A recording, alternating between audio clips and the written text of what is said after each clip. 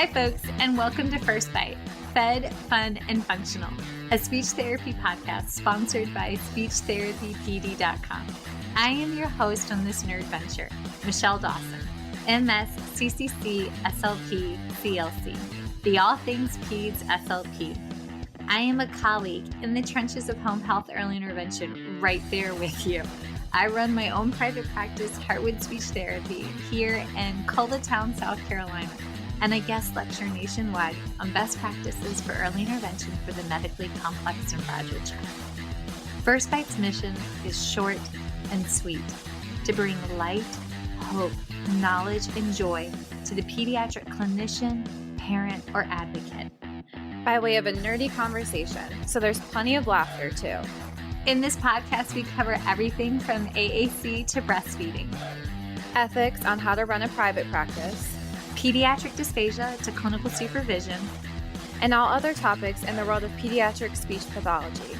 Our goal is to bring evidence-based practice straight to you by interviewing subject matter experts. To break down the communication barriers so that we can access the knowledge of their fields. Or, as a close friend says, to build the bridge. By bringing other professionals and experts in our field together, we hope to spark advocacy, joy, and passion for continuing to grow and advance care for our little ones. Every fourth episode, I join in. I'm Erin Forward, MSP, CCC-SLP, the Yankee by way of Rochester, New York transplant who actually inspired this journey. I bring a different perspective, that of a newish clinician with experience in early intervention, pediatric acute care, and nonprofit pediatric outpatient settings. So sit back, relax, and watch out for all our squirrels and enjoy this geeky gig brought to you by SpeechTherapyPD.com.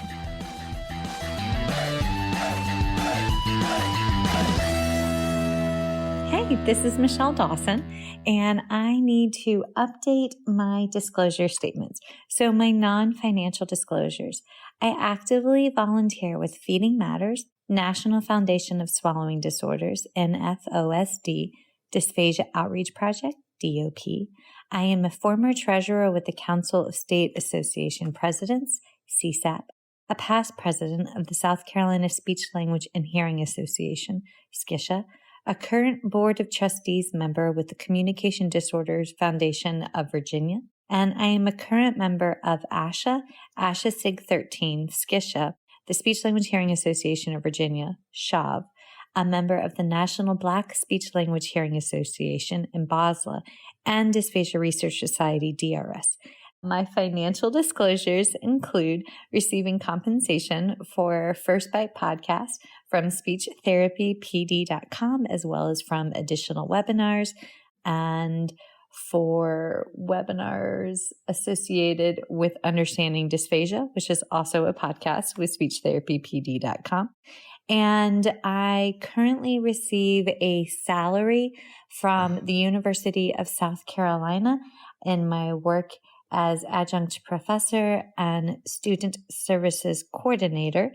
And I receive royalties from the sale of my book, Chasing the Swallow: Truth, Science, and Hope for Pediatric Feeding and Swallowing Disorders, as well as compensation for the CEUs associated with it from SpeechTherapyPD.com. So those are my current disclosure statements. Thanks, guys. Hi, this is Erin Forward, and these are my disclosure statements. I receive a salary from Cincinnati Children's Hospital Medical Center. I receive royalties from Speech Therapy PD for my work with First Bite Podcast and other presentations.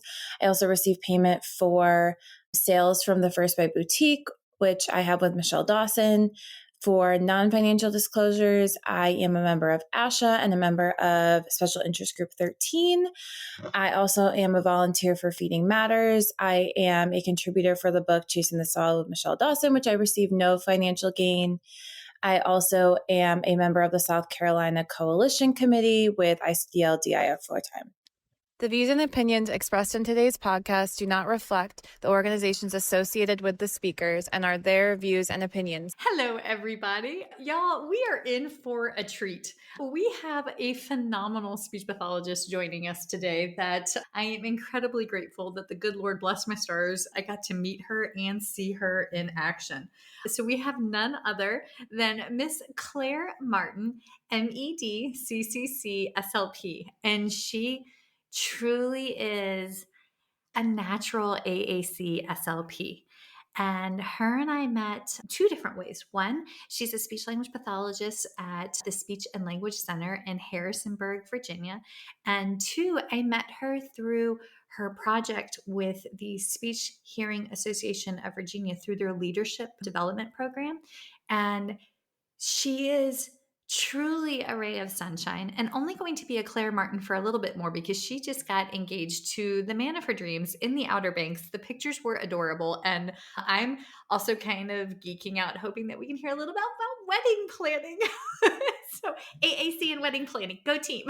Claire, thank you so much for coming on today and sharing your passion. But take us from the beginning. How did you become an SLP?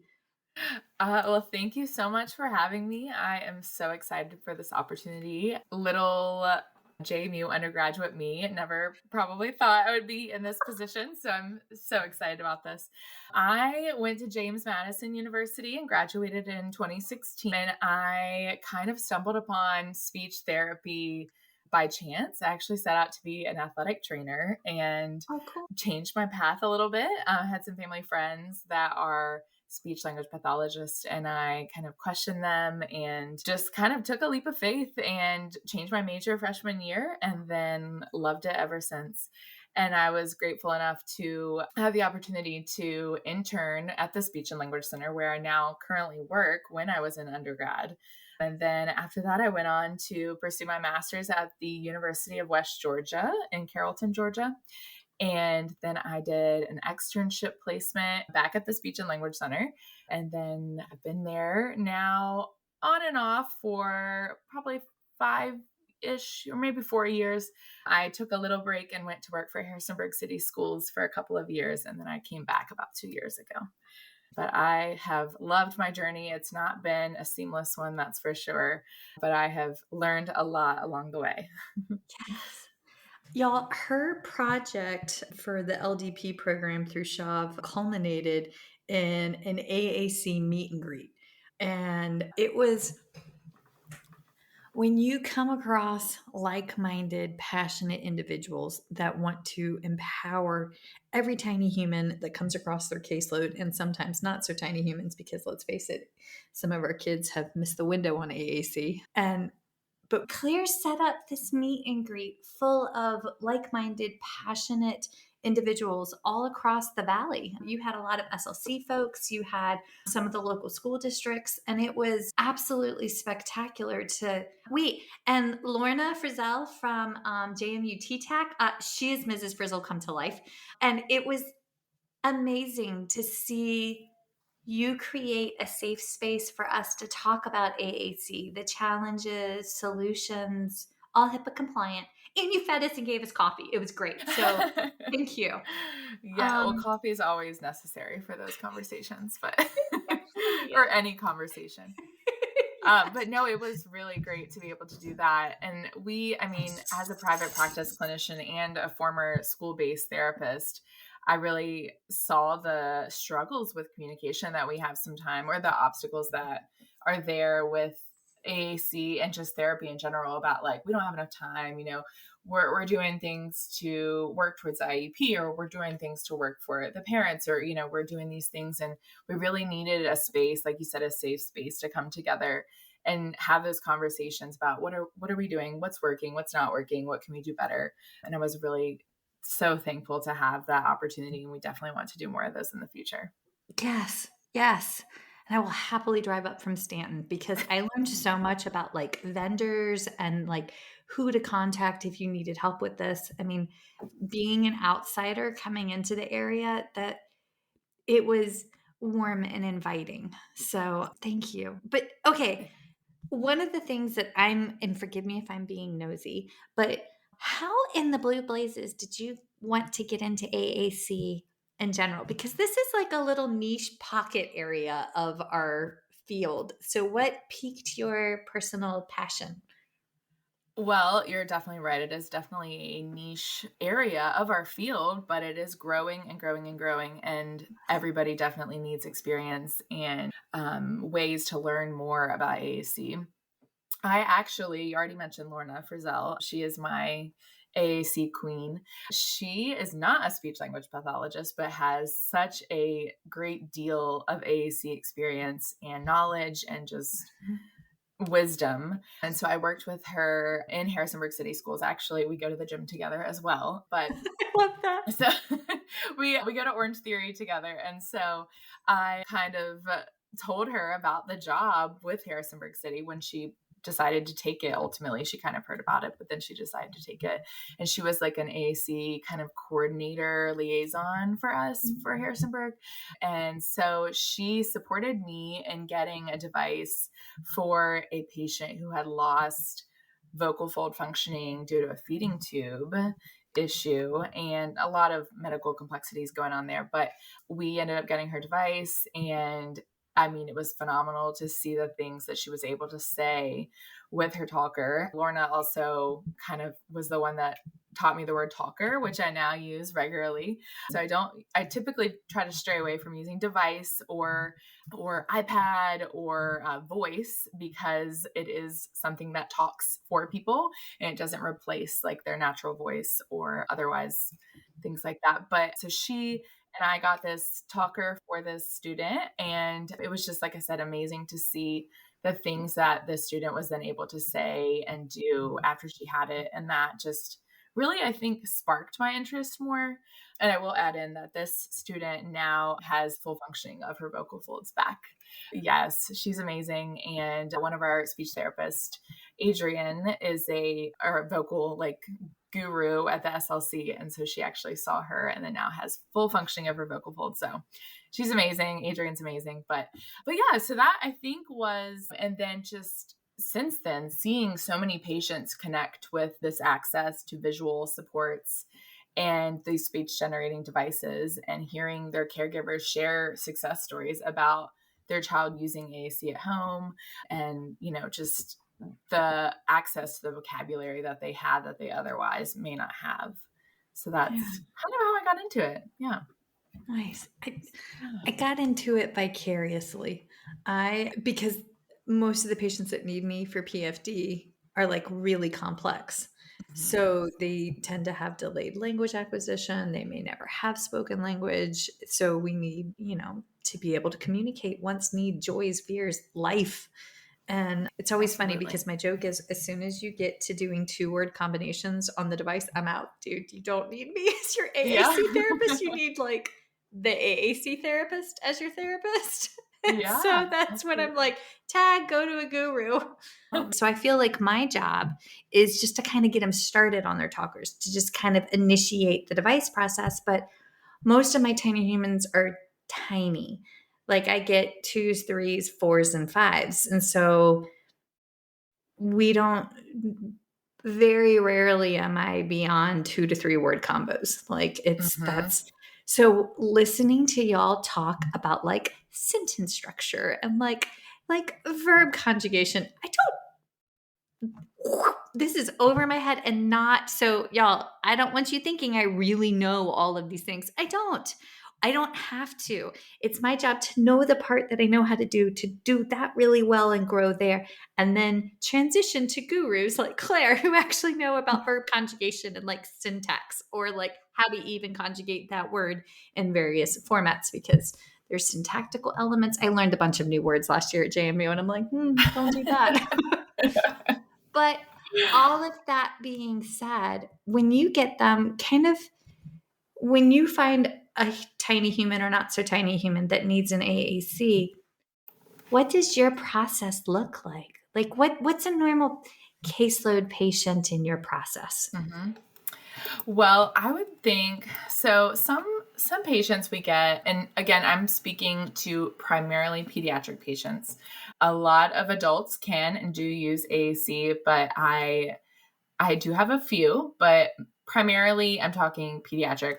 And so I'm going to speak from experience on that. But thinking about like a patient that you might have in an evaluation that you might go ahead and introduce AAC to, or you might have a patient that you've been seeing for a little bit, you've been modeling a lot of verbal language and sign, and they just aren't imitating. You see that maybe they need those visual models and speech output from a device.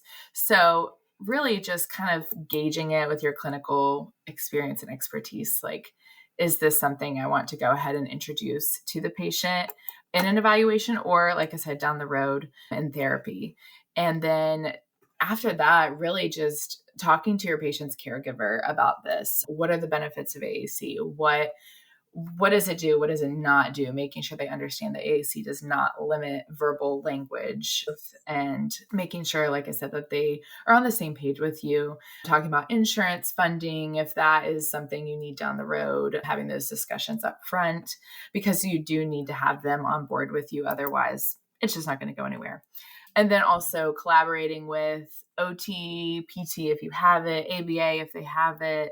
And then if they're in school, the teachers or caregivers at a daycare or any other kind of individuals that are really important to that child's life need to also be on board as well. So I think that those are pretty much the beginning stages, early starts. And then you might want to start thinking, if you've got all that in place, thinking about programs, which is a whole other ballpark. There's so many. So there are, and this is a pretty basic kind of overview of AAC, but there's so many programs and companies that you can consider.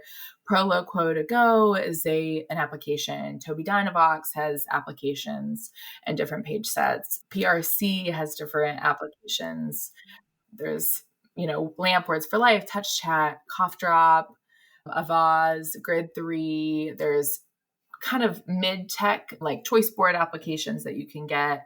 And then, of course, you also want to consider bilingual individuals. Does the application that you're considering support bilingualism in your patient? Does it have a Spanish feature and an English feature? How easy is it to toggle between the two? Do they have a different language, Mandarin per se, that they might need? So that's another consideration. And y'all, this doesn't all happen at once. That's the catch, is this conversation is normally numerous conversations held over numerous sessions to lay the groundwork. And okay, so big picture, one of the biggest barriers I see in the private rehab world, right, is one, getting the devices in our clinics so that we have something to practice with. Right. And so when she's naming all of these different companies, if you're a private practice owner, I remember my first fear when I opened up my private practice was back in South Carolina was I can't afford them. I thought I had to buy these things. And I was like, there's no way I can pay like $1,000. I mean, I was a speech baby. I didn't know what I didn't know. But you can partner with the different vendors to create long-term loans for your clinic, as well as the individual loans for the patient or child that you're working with. But and I'll admit where I screw up. In South Carolina, Talk to Me Technologies. That's the one that I always know. That's the biggest vendor. Shout out to my peoples back in the Palmetto State. Like, it was quick to get the contracts in and get the devices in, right? Then I moved to Virginia, and Talk to Me Technologies wasn't over in the Valley. Like, they just didn't have as big a presence. But I met Jessica with PRC Sotillo. But my bias was I knew the one company, but that didn't give my patients an opportunity to see the different tech out there. So at least now, where I am now, we've got contracts with PRC Saltillo and with Talk to Me Technologies, and I'm working to get Tobii Dynavox. And so I have a variety, but that's taken 6 weeks to get those set up. How about you? What process and what steps have you taken to get tech into your clinic? Yeah. So kind of same with you. I mean, you definitely and I'm very guilty of it, but you find the one that you like and you're like, we have this and we're good. And we have a bunch of different apps on our iPads, which is really great. But sometimes, as we talked about in the presentation that I did with you for medically complex individuals, sometimes the iPad isn't the way you can go, and you need different access methods too. So that is definitely a whole different challenge as well. But we do have some Tobii Dynavox loaner devices, and we have a WeGo from Talk to Be Technologies, and we have AbleNet has been super great as well, and getting devices in our hands as soon as we need them. But as far as like having those devices in your clinic just readily available is challenging. And then having enough of them is challenging too, because we have a lot of users of AAC. And so then, one clinician may be using it, another clinician needs it. And, we have 3 offices. We have one in Loudoun County and 2 in Harrisonburg. So sharing them amongst the offices, just like sharing regular SLP assessments, can be challenging too, because who has the Self 5? Who has the SD mini tablet? I'm just happy you said Self 5 and those that shall not be named. But like, y'all, there's a Harry Potter joke. But also the key cards, like having enough key cards, because I have broken more key cards sitting on them, which is really embarrassing to admit. But like they snap, and I have Mama Got Back. Like it's thick back there, and so like I will pull it off because we're trying something, and then I'm running around the clinic having a field day chasing a tiny human on like a tricycle or like crawling in and out of a tent, and then I sit on the bloody things. So I've been reassured that they are the least expensive things that if you have to break. Yeah, fortunately it's just plastic. Yeah. But yes. But also then there's the outlier cases, right? Like if I have a very medically complex case that I don't feel comfortable evaluating myself, I'll reach out to Control Bionics or to Eye Gaze, and I will ask them to come and bring their trials with them, right? And guys, when I say this, I don't get a script that says AAC eval and treat. Like oftentimes it's a language eval and treat, and then the family walks in, or they wheel the tiny human, and you're like, oh, this is not the trajectory that I thought I was going to go based off of the limited information in the script. So we schedule like a consult later on, but they bring their tech with them, and that to me is spectacular. Also, I don't want the financial responsibility of being responsible for like the $30,000 tech. Yeah, that makes me anxious. Right. Yeah. No, yeah, the vendors are the way to go for sure when it's medically complex and they need a different access method. Whether it's, like you said, eye gaze or a switch, or I had a former student that used a shoulder switch, so any of those things. Yeah, he was very impressive, but the vendors are definitely the way to go with that, and contacting them, and they are so accommodating and will come when your patient is in the room and will help with setup and getting the trial rolling and everything like that. So definitely. And that's free. What I wish I knew. Those consults are free. They come and they tithe of their services. I mean, they want you to end up using their tech, but like that to me is a spectacular way to collaborate. And what's really cool is I'm old enough that I remember they all used to be sales people, but now they're actual SLPs or OTs, which is kind of cool. Yeah. Uh-huh. Yeah, absolutely. They at least have some knowledge of the field. That is beneficial. I squirreled. Yes. I got us excited. I'm sorry. We were quoting fantastic songs and movie lines over here. So, right.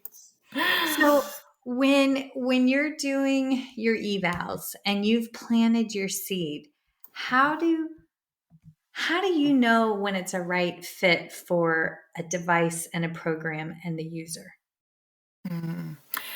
I feel like when they are able to communicate everything they need to communicate in all the settings that they need to communicate in, and when your parent or caregiver is on board, for sure. And when I feel like you just know at that point when it feels like it's the right the right thing for your patient, when they're independently, or maybe not yet independently, able to request something that they really want, or they're able to tell you how they feel, or it feels like if they're not quite there, they will get there. So going back to our discussion about medically complex, I have a little one. And again, I'm going to share a lot of anecdotal stories because Love this. that's just how I roll. I have a little one who we finally, we tried a lot of devices for her, and we finally found one that we felt like fit her. And was she independent with it? No. Is she independent with it now? No. But will she be? We felt like that was the best fit for her to grow with and to move forward with. And it took, like I said, a lot of trial and error. But when I felt like mom was comfortable with it and I felt comfortable with it, then we both were like, okay, this is the route we need to go. And we started out with her with eye gaze and ended up with direct access. So you just never know. Yeah. So you just never know. And she's amazing. She's the sweetest, tiny little pumpkin. But, and then you just kind of, like you said, trial and error and figuring out how are they going to be able to communicate everything that they need and want to communicate. And does that device allow them to customize things, add to what they want to add, and just, use it wherever they need to go. Do you have buy-in from school, things like that as well. One of my mentors, Dr. Carol Page from South Carolina, she always said, start where you want to end. And I thought that was the most profound advice. And she's like, think about it, Michelle. She was like, normally insurance covers one every 5 years. And if you start where they're starting and you don't leave room for growth, you've cut them off. Mm-hmm. And it blew my mind because it gave, for me clinically, it gave me a space to say, hey, they're working at like maybe LAMP at like the transition level, right? But we can build to the third level. Or if it's at the third level, like the full, I can scale back all of those verb conjugations so that we can build into it as their language naturally grows and acquires. And it gave me permission to, I don't know, there's an approach in feeding therapy where you anticipate in some etiologies and disorders, that there's going to be penetration, right? Like, there's going to be some level of aspiration because this is what's going on. But that doesn't mean that they have to be 100% NPO. You can work in the gray, which I don't like gray. I want it yes or no, black or white. But with her statement, it gave me wiggle room to work in the gray in AAC. And I didn't have an AAC grad class. I had an undergrad class that they cleared for grad school, but I graduated a little bit before you because I am old. So no, you're not. Yes, this is all Botox. I graduated in 2009. So I am rocking that 41. Yes. But that's, and how devices have changed and programs have changed. I haven't had a chance to work with Cough Drop. I don't know anything about it. I see it and I'm like, okay, I do not emotionally have the bandwidth to learn a new program right now. Mm-hmm. But eventually I want to sit down with it. But that's part of our growth. Okay, wait, on that note, where do you learn about the new AAC? What makes you grow? Yeah, so our clinic, Cicero Therapies, they do a really good job of having clinical roundtables once a month. And they have mentorship programs, which, Michelle, you are one of those. But so they have some opportunities for us within our practice. But also, I tell my grad students, and I've trained a couple of SLPAs as well, the best way to figure it out is just to do it. Because you're not going to learn without that trial and error, without making mistakes. And it's the same way for our AAC users. They just have to do it and figure out where things are and how to do it on their own. And then, reaching out to, like you talked about, reaching out to vendors. If you're at a private practice or you're out of school, taking that initiative and reaching out and having a representative come and teach you about what they have to offer, and doing that with lots of companies so that you are able to see what is out there and learn the new products and learn, new programs and things like that as well. Like, they're always coming out with new things. Like you said, it changes so rapidly. Another thing I really like to do in terms of like AAC use and therapy and just tidbits to share with families and things like that is to follow Instagram accounts of really good AAC promoting therapists, or just therapists that use a lot of AAC in their practice as well, and to get those tidbits. Yes. And the trick is, she said really good. So she follows highly reputable colleagues, because there are those on Instagram, man, that want to be the Instagram famous. And Yeah. so, which is a thing that blows my mind because I am that old, but it's like the Blippy, like the YouTuber, or whatever. I don't also do, and then Mr. Beast. I don't know how that man made money to give away stuff like that, but that's a thing. Yeah. Yes. But because she shared her resources with me, and you've got some like all-star AAC SLPs that you learn from. So who are some of the folks that like inspire you? Oh, goodness. Well, I will say the list that I shared with you, we actually have a whole list of broken down by category, like AAC, articulation, language therapy, Instagram handles to share with our families at our clinic. And so I kind of pulled from that. But I really like the Rachel Madel. I don't know if I'm saying her last name right. She has a really good list of resources and just things you can pull from there. I also love Miss Speechy P. She's not on the ones that I sent you, but she is really great for, a whole different side of this, but autism and neurodiversity affirming practices and things like that. She's really great. But it's just nice when you're doing your mindless scrolling that all of us do to, you're just scrolling, and then, oh, I see that. And that's just a quick way of getting something that you can take into your practice rather than sitting down to read like a 10-page article. You just be like, oh, okay, yeah, that makes sense. Or that's something that I can implement tomorrow or something like that, rather than being something very time consuming. Yes, making it functional. So Dr. Michelle Theron out of Florida State University, she's the ASHA topic chair, co-chair for AAC this year. Her research is on how to make a friend if you're an AAC user. Oh, I love that.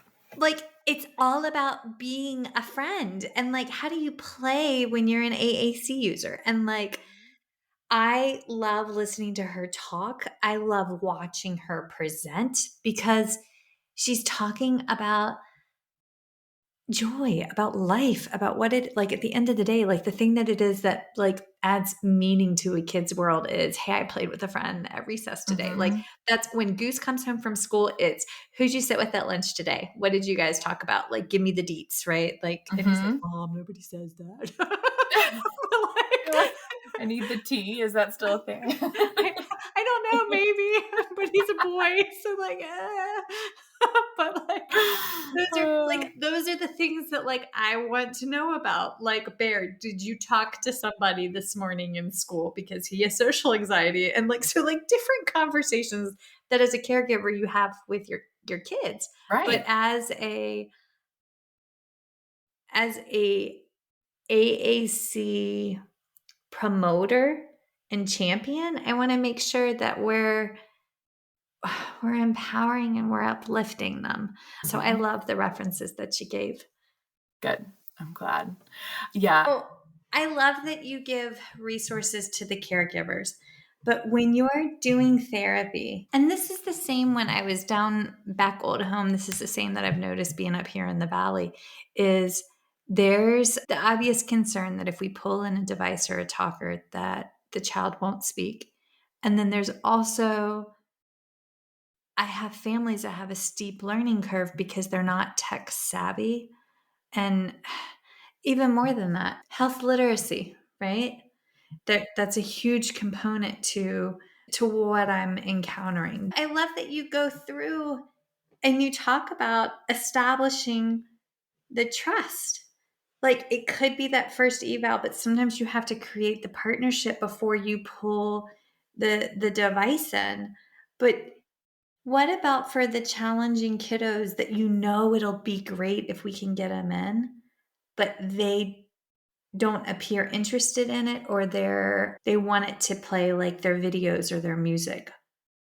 What are your strategies to Definitely overcome see that? those same things as well. And I think, like I said, starting from the very beginning with those open conversations of this is what we want to do. And this is what I think is a good idea. Here's why I think it's a good idea. And I think part of that is having that relationship with your family. And that's why I kind of said sometimes you introduce it in the evaluation and sometimes you don't, because sometimes you do need that relationship with the family first to where they're trusting your professional and clinical opinion. And then a lot of times, if you do have that rapport with your family, they're going to say, oh, okay, well, yeah, like you're the professional. I trust that. I trust what you're saying. And maybe they'll be more open to it then because like we know it doesn't discourage verbal communication and I have seen it.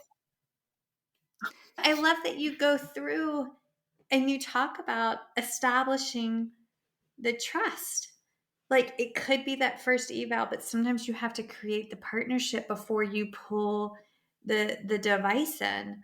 But Right. what about for the challenging kiddos that you know it'll be great if we can get them in, but they don't appear interested in it or they want it to play like their videos or their music? What are your Mm-hmm. strategies? Because I'll be honest, I sometimes still Mm. struggle with that. Yeah. Yeah, it is. I mean, oh, that is so challenging. We really, those are the ones that were like, we need our occupational therapists. We need to Yes. work on attention. We need to work on engagement. But having really preferred activities or objects in the talker that they can request and then modeling, I mean, model without expectation. Absolutely 100%. So we're just, every time they're requesting it or reaching for it or playing with it, we're modeling that. But sometimes it's still not enough because sometimes you still don't have that attention and engagement. One of my friend and colleague that you also know, Michelle, is Alex Machonsky. And she has done something really recently that I've loved. And she's recorded part of a song to put into the talker so that when they hit the button, it sings part of the song or it, requests part of the song or things like that, especially for our GLPs that love song and Yes. dance and videos. And they can then engage with the device a little bit to get down on their level and kind of pique their interest a little bit more. Yes. Um, So, but those are not, full fail proof. So we just kind of take it as it comes and take it case by case. so I I have a kiddo on my caseload right now who definitely a Gestalt language processor level 2 was at a different program. We have a diagnosis of ASD, but we also have a genetic condition, which is the causal factor for ASD for this tiny human, neurogenic Mm. etiologies, in addition to everything else that's going Hmm. on. And the mom came and she was really candid that she had had an eval and attempted therapy for their son, but was told there's nothing we can do with him because he won't listen. And Oh. what I'm gathering is that they went a to therapy where the child was tasked with sitting at a table and Mm-hmm. imitating and accessing the device upon presentation. And Mm-hmm. hear me when I say this, folks, that is how we were taught. That is how I was taught. I know that's what my therapy looked like back in the day, right? There's times, Yeah. Oh, yeah. I mean, even with mine 5 years ago, I mean, yes, you know. but that's just it. But you said model without expectation. And that is Mm-hmm. a phrase that when you're going through and you're doing the AAC eval part and you have a child that isn't comfortable with tech right out the gate, right? Like they just don't want to engage with it. Model, model, model. We got to keep presenting it and presenting it in a fun way such that Mm-hmm. they want to see it. They want to check it out. They want to, I mean, I have one little guy sniffed and licked all things because that's where he was developmentally. And the mom was like, he won't electrocute himself, will he? And I was like, I don't think that he'll electrocute himself licking the device. But like, I mean, he did not. That was his way to learn what Yes, it but was. he was still at the mouthing Yeah. phase, right? I mean, he was like almost 3, but we Mhm. were still at the mouth. But like Mhm. developmentally, that tracked, right? But I say this because for those of us that were taught therapy happens at the table, we have to first learn to let that piece go. Therapy doesn't have to have a table. You don't have to have a table in a therapy room. And then not even for feeding therapy, the hill I will die on. And then 2, model without the expectation, because this is huge. But when you said that, I was like, oh, that's, yeah. Yes. Presume competence and model without expectation are my Roman empires for the Gen Z. Oh. I'm like geriatric millennial over here. Yay. I heard that term earlier today for the first time. It was elder millennial. Geriatric. Come on, man. I sneeze pee after 2 kids. That's even with pelvic floor therapy. But there was an elder millennial was those that had the one computer in the classroom. And I'm like, this is why AAC is so hard for us, because you'll get dysentery and die in pixelated form crossing the Oregon Trail. So like, yeah, 100%. We need to. You did not make it to the end of the Oregon Trail. No, I did not either. I love it. Yeah. Oh God. That's great. Let's be honest, we're treating kids of caregivers that were also elder millennials, and that this is overwhelming. The tech is scary. And as a mom, I want, when my child is exposed to something, I want them to catch on to it naturally and quickly. But that is not necessarily going to be it for AAC users, and that's okay. So, yeah. Right. Yeah, no, I'm with you there. Those conversations, like you said earlier, happen over weeks at a time, multiple sessions at a time, and just that constant reassurance, I think our families need sometimes, of this is not something that we're expecting them to pick up overnight. Mm-hmm. This is not something that they're going to just pick up the device and just start creating full sentences. This is not something that we, sometimes even expect them to get in months, periods at a time, but just needing to give our families that comfort and that safe space to problem solve with you and to learn and to grow alongside them and to ask them openly, like, what do you like about this? What do you not like about this? Like, is this something you see yourself using at home? And then also, when they're learning something, holding them accountable. I have a family that wanted me to make a goal to do like a weekly checklist at home. Like, this is where we modeled the device this week. This is how he responded this week, and things like that, because they want to be held accountable as well, because they know oftentimes after you get to that point where they do see success at home, they want to continue to see that success as well. And so being there with them, just to support them and encourage them and to provide all the resources that you can to our caregivers is huge. And resources that make sense and are not above their head. Yeah. Are, like just things that are visually appealing and things that you can go over with them as well can help them a lot.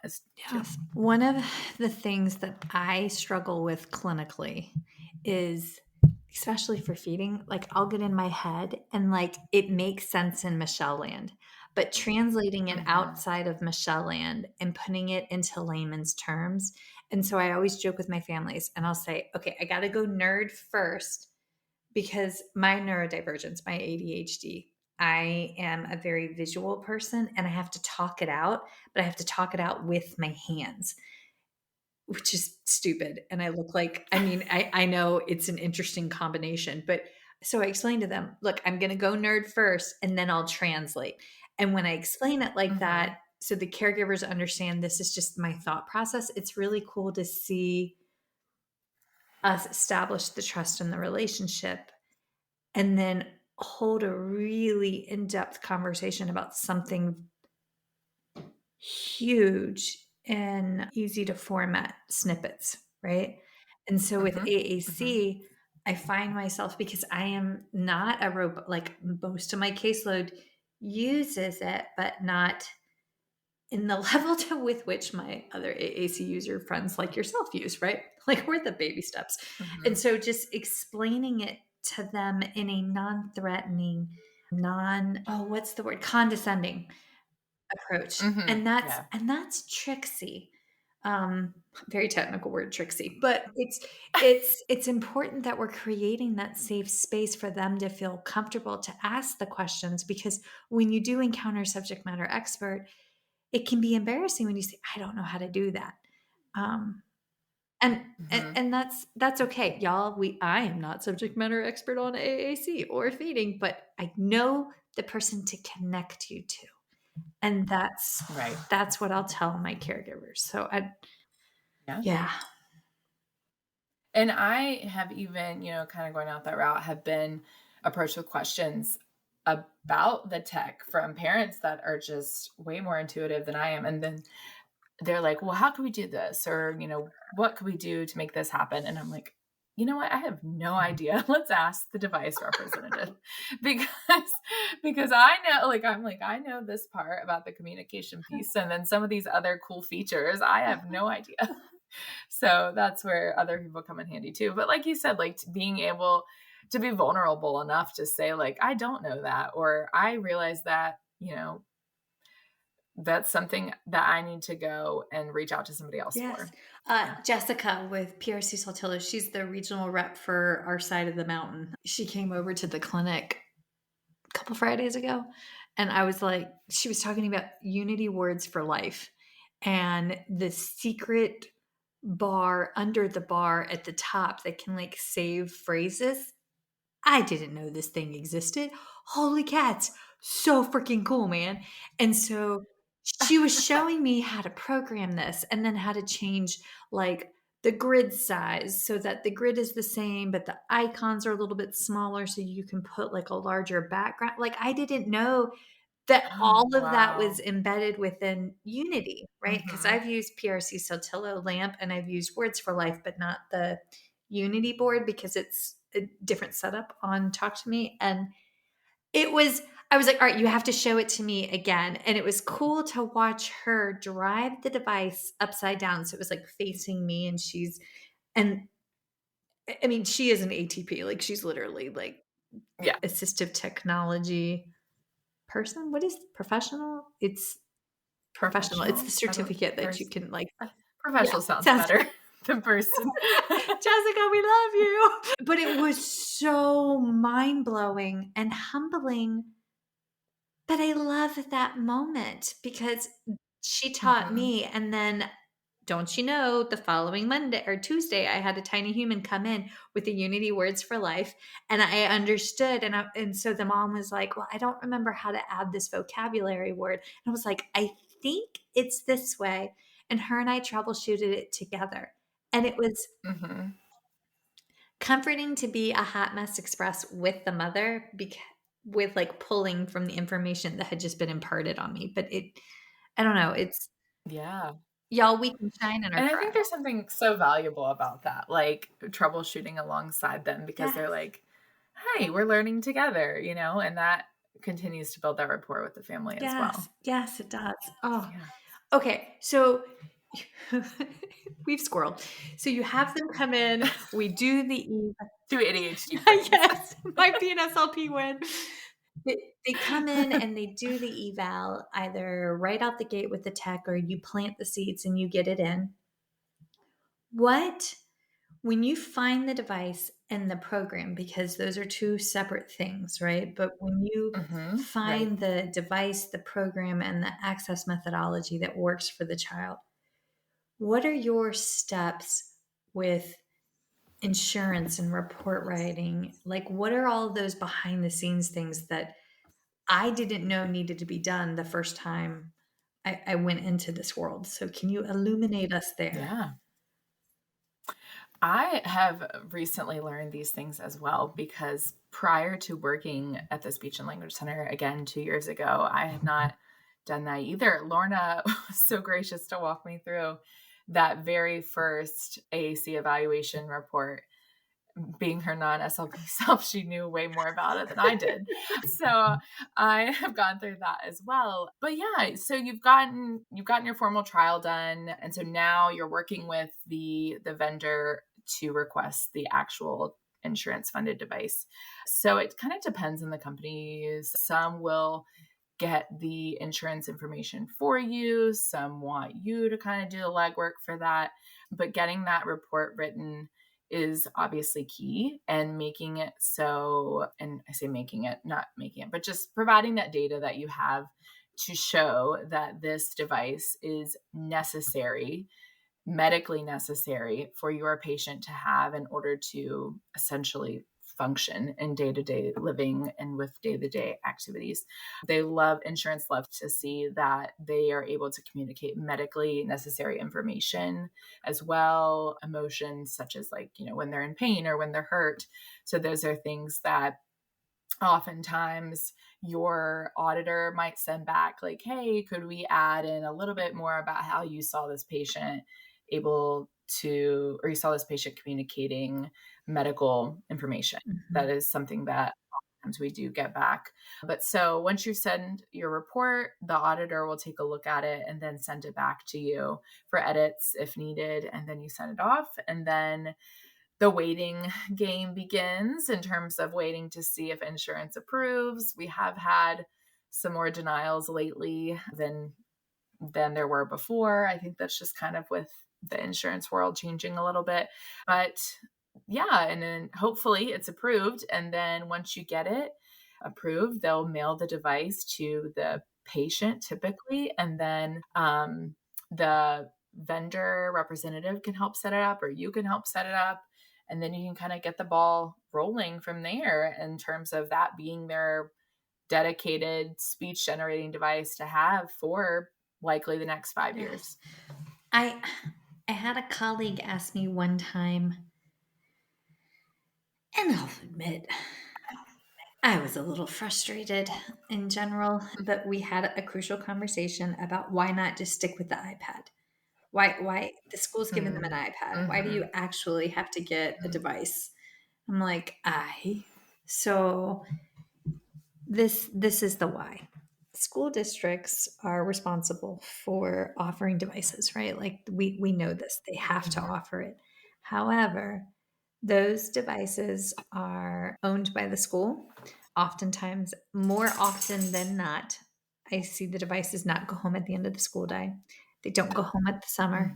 It is just for while they are in school. So step one, we're taking something that should be theirs to communicate basic wants, life's needs at bare minimum, and then all of the joy on top of that. And they don't have full access to it. But also, what I have found is by going through with the vendors, they do a really good job of securing the script from the pediatrician and a letter of medical necessity, which to my life, I've never actually seen a letter of medical necessity, but the vendors get that, right? And that they send that off with the insurance. But also, if that child breaks the device in those 5 years, if the family needs help training, and you and I both had this happen in our worlds where our colleagues set up a device, but then their husbands get transferred or deployed, or they go on maternity leave and they're not there when they come back. The vendors also have 1-800 phone numbers where you can set up one-to-one trainings. Because, I mean, my therapy sessions are 30 minutes now. I don't know if you're running 30 minutes or an hour. Yeah, 25 to 30. We can only do so much imparting of the wisdom with the caregivers in that timeline, but we can, in that timeline, walk them through the resources available to them such that they can, on their time when they have the headspace, and let's be honest, to all of the working caregivers in the world, having headspace is a lovely place to be. We can schedule those consultations and to get that mentorship. Right. And that's, to me, those are the bigger, but yes, we want them to have a device with a program, but all of that extra support is well worth what it cost insurance to pay. So yeah, Absolutely. there's a couple of insurances I Yeah. would love to talk to you after hours, but we'll talk after hours about those. Right. Yes, I'm with you there. So the hot gossip of our office. Uh-huh. Yeah. Yeah. Change topic. Sorry. No, but you're totally right. I mean, having the parent feeling empowered in terms of if something breaks, like you said, or if something glitches, and who can they contact at, 6 o'clock on a Saturday evening in terms of, oh, my child's talker won't turn on. So knowing that they have the resources for those things is very beneficial and crucial in terms of if you're comparing it to just having an iPad. Not to mention it's a dedicated device then, and not just an iPad that they can go back and forth between their speech application and YouTube. Yes. Yes. I have a kiddo that I've been working with off and on for the past couple months, and the device came home from the school, and the mom was like, well, we have 2 programs on this one, and then at this other place we're getting therapy, we have 2 programs on this device that they're trying. So the child has 2 devices with a total of 4 different AAC programs.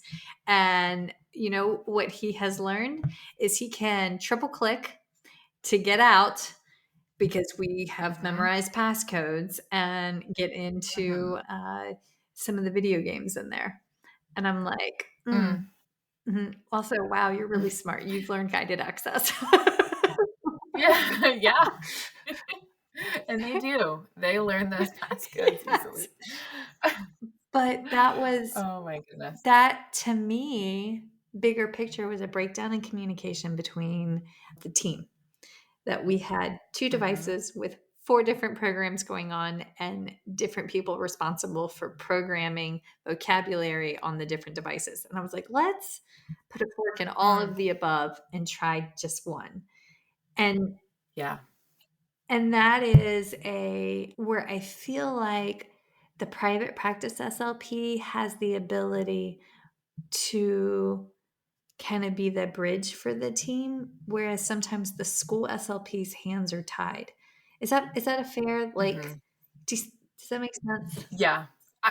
I feel like that is a fair assumption. A lot of times too, I mean, the school SLPs are so tied to what they have access to or what they're being told to do based off the IEP and things like that. So no, I definitely think that's a fair assumption.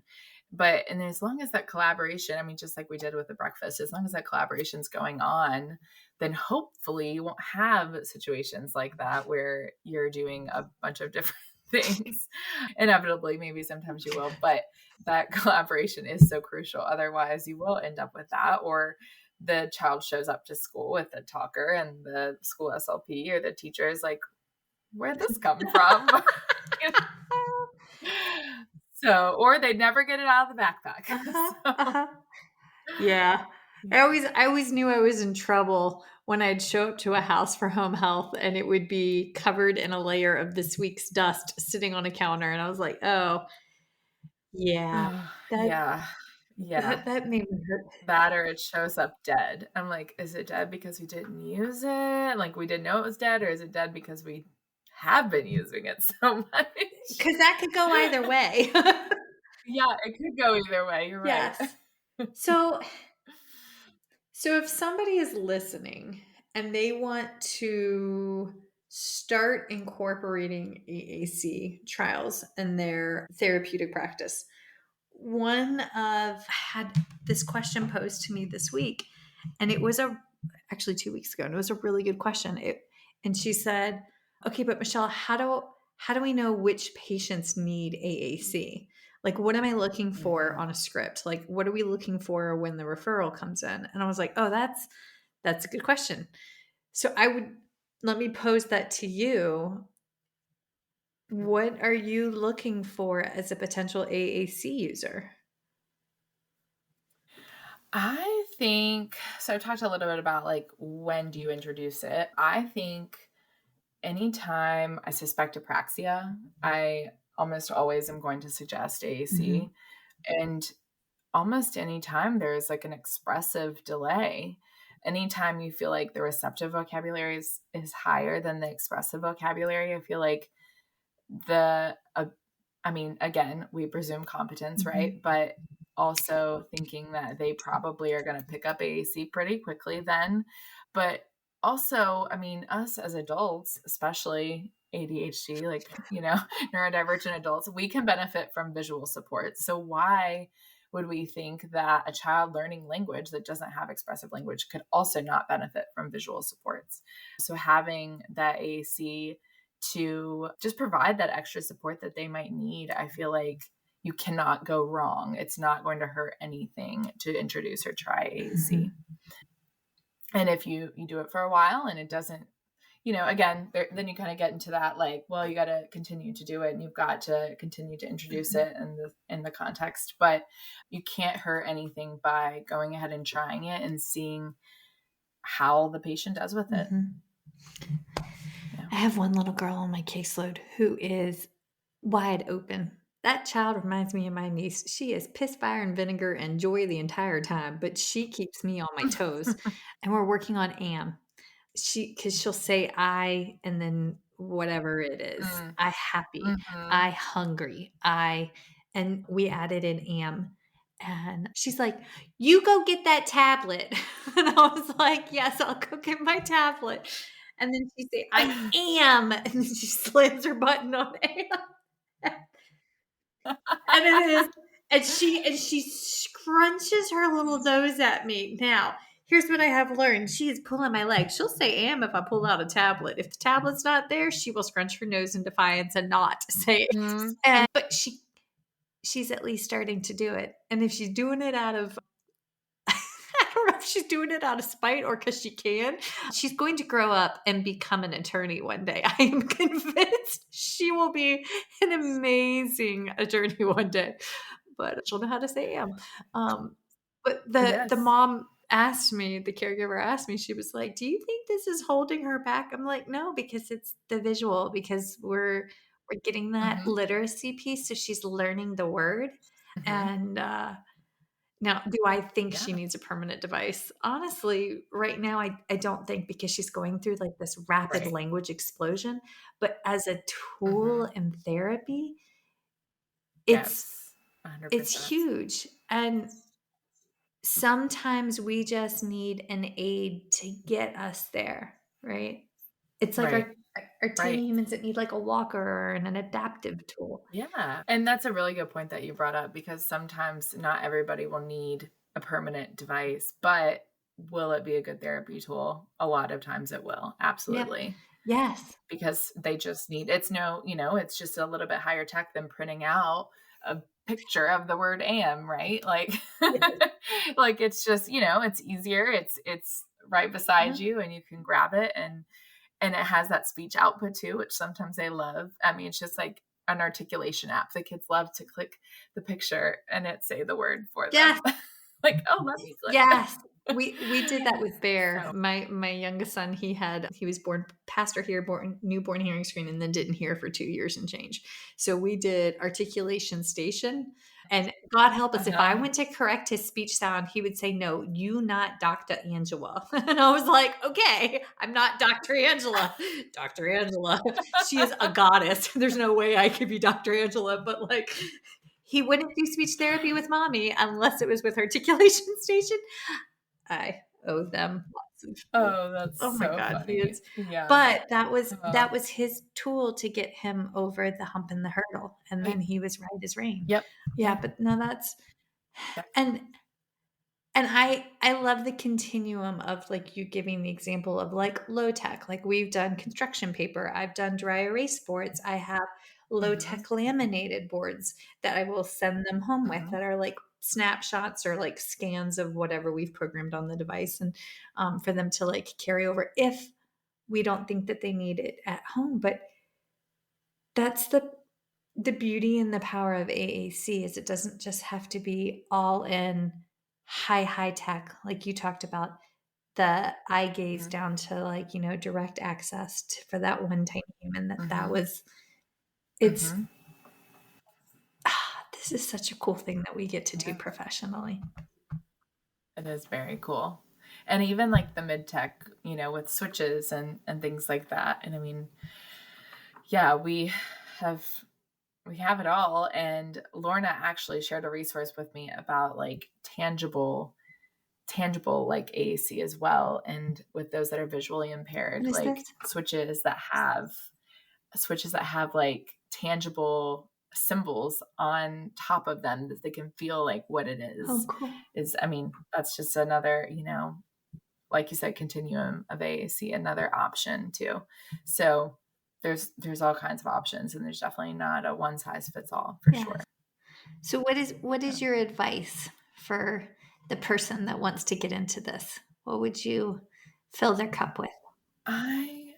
I would say, I mean, just get your feet wet and try out an app that you've heard about, or you've seen somebody using, or you've seen another therapist using, and just try it out and see what you think, or see what your patient thinks, and don't be afraid to mess up. I mean, like I've said before with my graduate students and SLPs, they're like, oh, I missed that opportunity to model that, or I missed that. No, you didn't. Like, do it anyway, or get it next time. And there's nothing, you can't go wrong with it.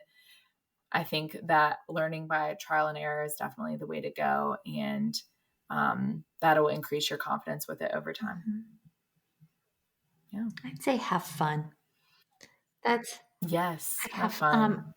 You're potentially giving somebody a way to communicate that they may not otherwise have. So have fun with that and know that you're making a difference either way.